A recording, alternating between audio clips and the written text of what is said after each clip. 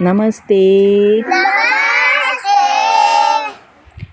આજે આપણે ભાષાની અંદર ચિત્ર અને શબ્દની જોડ બનાવવાની પ્રવૃત્તિ કરવાના છીએ.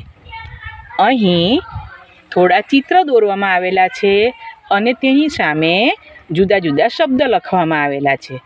તમારે વારાફરતી અહીં આવવાનું છે, ચિત્ર ઓળખવાનું છે અને એ ચિત્ર માટેનો શબ્દ ક્યાં છે તે શોધીને તેની જોડ બનાવવાની છે.